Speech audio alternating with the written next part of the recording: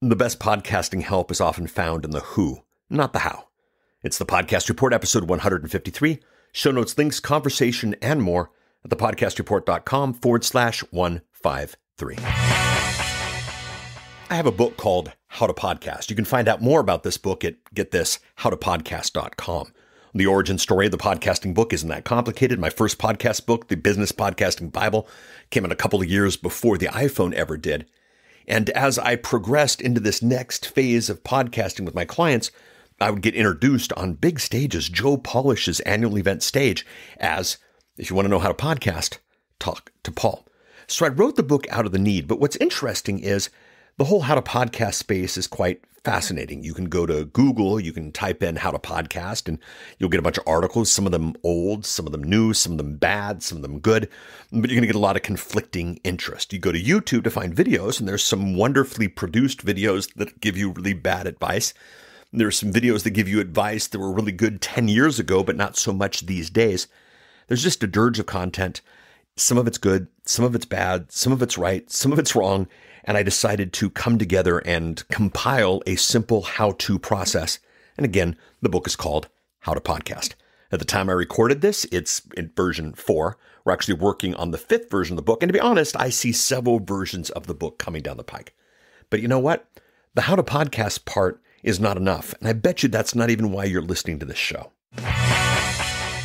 I've been a fan of Dan Sullivan and Strategic Coach for some time. If you don't know that name, you can head out to iTunes or Spotify or any of the places that you listen to podcasts, and you'll realize that Dan Sullivan's name is behind 10 different podcasts right now.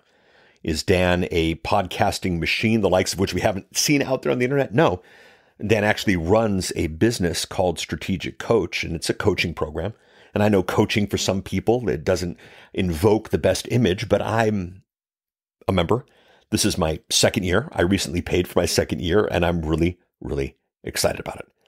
I was a fan of Dan long before I got to work on his first podcast, the 10X podcast, the 10X Talk podcast, the one that he does with Joe Polish. One of the things that I love about Dan, and has always intrigued me from the very beginning, is this concept that he has, this way of life, this understanding, this lens to view the world, mindset, if you will, that questions are bigger than answers. And if you think about it, it's true. If I just tell you what to do, it's a boring how to podcast book. If I get you how to ask the right questions about what do you want out of podcasting, what do you want to sound like, what kind of impact are you looking for? If I get you to ask those questions become bigger than any answers you might have got in my book. Aha, see where we're going here? Now, one of the recent things that Dan has been chatting about in Strategic Coach, there's been workshops on it, there's been training to it, he has these tools that the members walk through, but he's also been very public about this, so I'm not giving away any insider information or anything that only students get, is this concept of who versus how. Now, I've gone through the worksheets and I've sat in the classroom and I've debated what this means inside of my organization. I have been doing questions that are bigger than actually answers, but the basic concept is this. If you need to get something done, who is faster? I mean, think about it. If you pick up a book, you got to learn. If you watch the videos, you got to learn. If you go to the website, you got to learn. But if you pick a who, the who can do it immediately. The who can bring you in faster. And if you pick the right who, the who's not only faster, but the who is better. If they've done it before, if they've made the mistakes, if they've tested the stuff. And obviously this makes a lot of sense with podcasting, but this makes a lot of sense other places as well. And then the last thing about the who, or at least in this basic explanation of the who versus the how, the right who can actually be a lot more profitable. So I've had access to a lot of training. I've had access to a lot of information from Dan, but when he's come in and his team has become the who guides me through it, things have been better. And that's just my own experience. I don't want to make this a commercial about Strategic Coach. I want to make this a dialogue, a concept piece, a thought process, if you will. I mean, I want to ask the questions because the questions are bigger than the answer. What happens in podcasting if you make it a question of who versus the how? Now, what's interesting about my book, I didn't necessarily see this coming. Yet it's happened in force. Now, I've gotten the royalty checks and I've gotten the number one status and I've gotten a speaking gig here and there because of the book. But what's been really interesting is the two types of responses that have come to the book. The group one has been the thanks for your help crowd. Paul, thank you for actually clarifying the process and not making it thousands of pages, not making it complicated, but getting it done in 50 some odd pages. If you take a look at the book, really it's 50 plus, maybe it's 60 plus. I can't remember. The rest of it's just commentary. Group 1 says, thanks for the help. I saw that coming. That's why I wrote the book. That's why we work so hard. And the fact of the matter is, maybe that group is the who should I listen to when it comes to the question of how do I podcast? Maybe that's it. But group 2, this has been the interesting one. And I didn't see this coming. I didn't plan on this coming, but it has. And I've been able to leverage it. And I suggest that maybe you and your podcasting might see the same thing. Group 2 has been hey, yeah, I looked at the book. Maybe I didn't even look at the book, but the question was, can you do this for me? Some said, yeah, I looked at the book and I realized you know what you're doing and I want you to do it. Others have said, I don't even want to crack open this book. Can you do it? This book on how to podcast has quickly become a question of, are you the who to podcast? And I've launched a good chunk of my audience from that very question. I've launched a good chunk of my client audience from that very question. The next edition of the book will include something about the who, and hopefully this episode might even be the beginning of the outline for it. I didn't see it coming, but seeing it where I've seen it and then see Dan talk about it means we really got to think about podcasting and the who versus the how. My experience in the whole who versus the how of podcasting, a couple of interesting things. Number one, there are really 2 podcast ceilings. Nobody has unlimited time and nobody has unlimited money. Those who act like they have unlimited time never get the podcast out. Those who act like they have unlimited money, at some point, the bookkeeper or the spouse or the boss or someone comes in and goes, yeah, we don't have unlimited money. We got to stop this thing down. If you act like you have time unlimited and money unlimited, you hit the ceiling and it stops. Partially, this is an issue of short attention spans. Partially, this is an issue of shiny, happy object syndrome. But partially, it is the realities of a bigger picture. See, the thing is, for podcasting, there's really only so much time that you have before you see podcast gold. And podcast gold is one of the concepts that we teach our clients, one of the concepts we work with our clients. But the idea that podcasting has to be purposeful, has to be strategic, that your mindset should not be, I'm going to record a podcast and see what happens, but that I'm going to record a podcast for a very specific reason. See, if you go in with unlimited time mindset, you're going to hit the ceiling. If you go in with limited money mindset, you're going to hit the ceiling because those things don't really exist. But if you actually start the process of what do you want, this gets interesting. Of course, when you start the process of what do you want, the question comes, who is going to help you do it? Now, what's funny is sometimes the who can actually save you money. I've met people who have bought all the books, all the training programs, all the microphones, all the consulting, all the initial experiences, all the retreats, all these things because they were collecting the how. Whereas if one person would have come in and just said this, this, this, and this, money can be saved. And money can be saved on 2 different levels. A, you're not buying all the microphones, you're not buying all the equipment, you're not signing up for all the programs, you're not signing up all the books, but also simply speed up the process.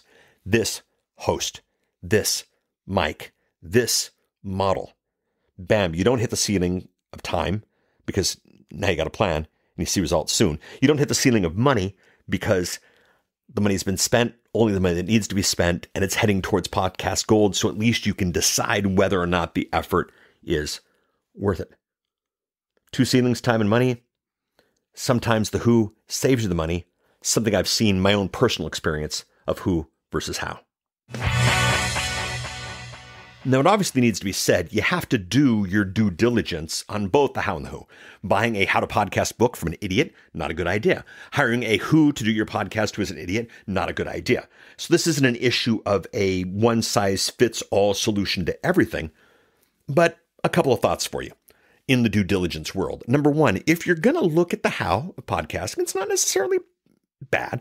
I don't necessarily recommend it, but for goodness sakes, on the how, ask yourself a couple of questions. Is the person who's teaching you how, do they actually have a show? Is it a show that people actually listen to? Is it a show that there's actually been some results from? Sure, it could have been a technical writer who was assigned the task of figuring out how to podcast and they wrote that, but is that necessarily what you want? If you're looking at the how, do your due diligence. But I think if you're looking at the who, even more importantly, Do your due diligence there. Have they seen Podcast Gold for somebody more than, well, first of all, have they seen it at all? Secondly, have they seen Podcast Gold for someone other than themselves? Because if they're going to see it for you, it's time for proof in the pudding, people. And of course, the real ultimate question is, if you look at The Who, have they done it more than once? A guy who got lucky because the right keyword at the right time, who helps one other person get lucky with the right keyword at the right time. That's, lightning striking twice, not necessarily a good strategy. I got to say it. You know it needs to be said. For either who or the how, do your due diligence. When should you how? When is it not a question of who? When is it a question of how? I mean, Paul, I can't get the consultant. What's the situation?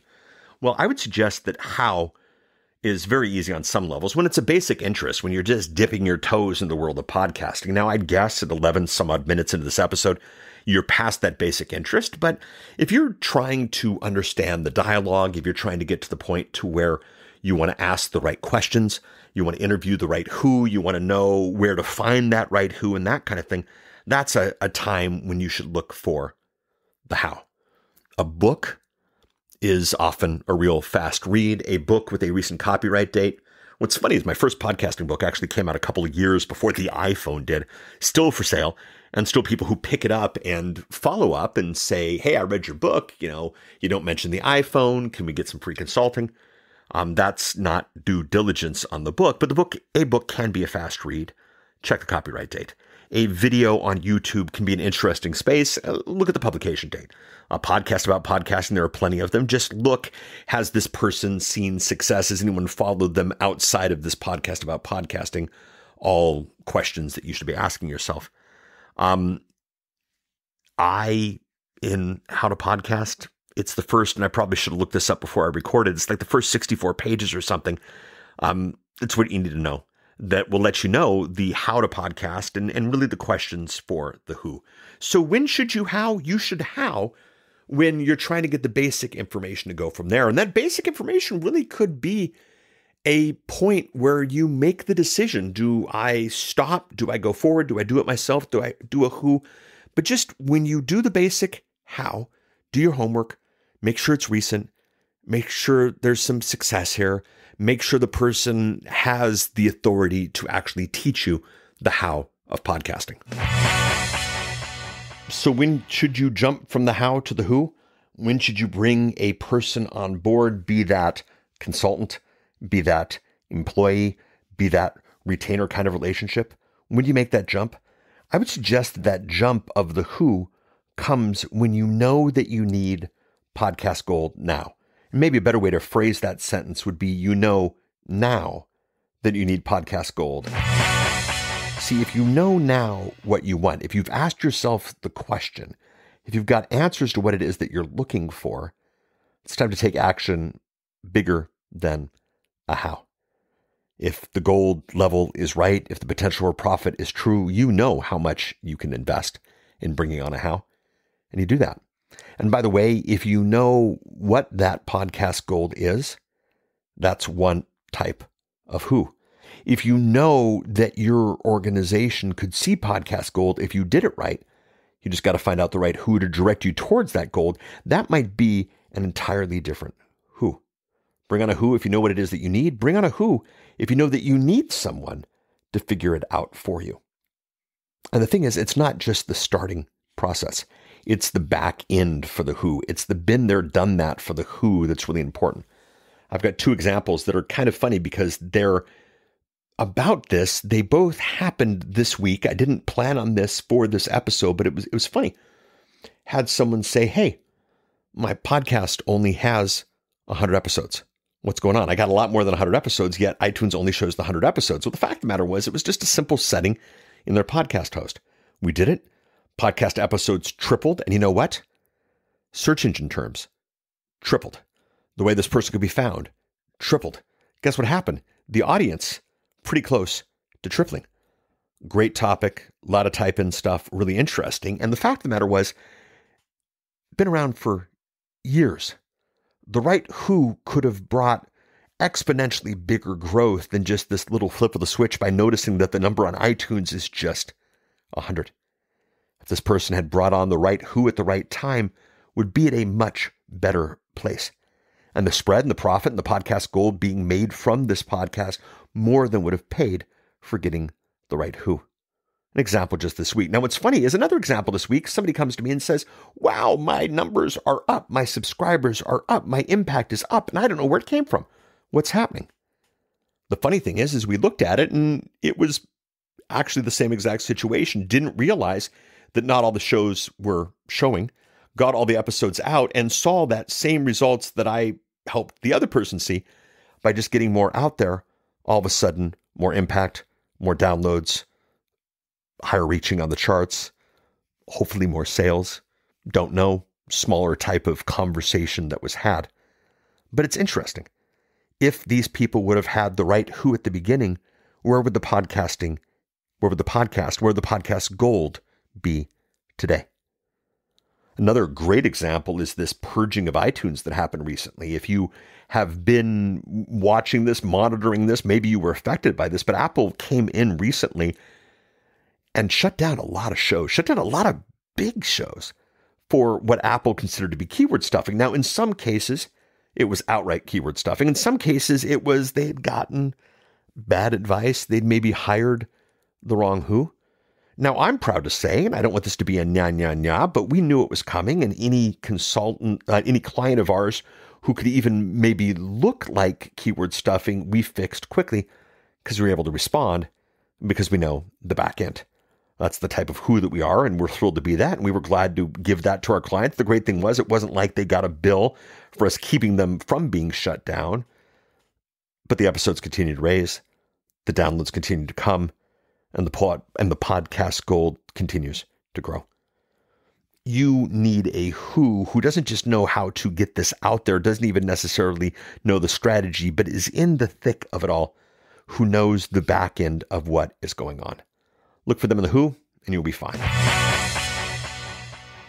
It's not been my goal to make this a ad for either Strategic Coach or the podcast partnership. Fact of the matter is, if either one of these makes sense for you, you'll be in contact and relationships will be made. I want to make this episode an episode about the question of who versus how in podcasting. It has always been a fun element of podcasting to solve the puzzle, crack the code, read the book, watch the video, do the research. But for those of you who are with us on this journey, I know that your goal is not to crack the codec code or to figure out the cheapest hosting solution. Your goal has been, for quite some time, the acquisition of podcast gold, making the impact that you've always known you could and creating assets, not episodes. I'm going to suggest that sometimes the quest for the how has slowed you down.